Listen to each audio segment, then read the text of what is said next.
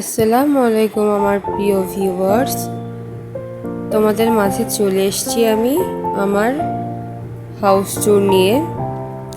আমি আজকে আমার বেডরুমটা শেয়ার করতে যাচ্ছি তোমাদের সাথে। এখানে আমার ড্রেসিং টেবিল আমি সাজিয়েছি ফুলদানি এবং সাজার যে সরঞ্জামগুলো থাকে সেইগুলো দিয়ে।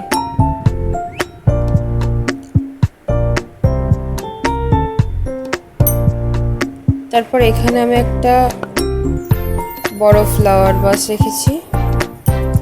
এটা আমার আলমারি, যেখানে আমি আমার কাপড় রাখি বা আরও প্রয়োজনীয় জিনিসপত্র রাখি। এটা আমার পার্সোনাল ওয়ার্ড্রব।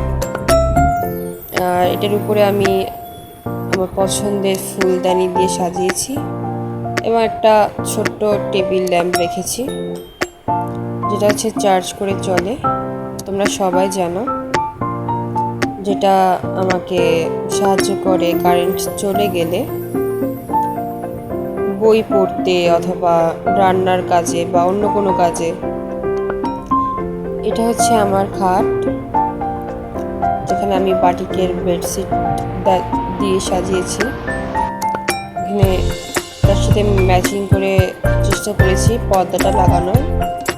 আর এখানে হচ্ছে আমার টেবিল ল্যাম্প কর্নার, যেটা আমি আমার পছন্দের শোপিস দিয়ে সাজিয়েছি।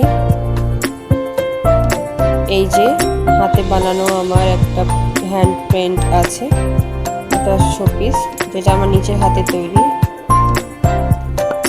দুটি রাজহাঁস খেলা করছে নদীর জলে।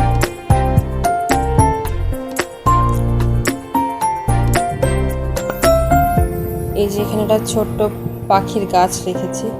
এটা আমার অনেক ছোটবেলার একটা স্মৃতি, আমার খুবই ভালো লাগে তাই রেখেছি।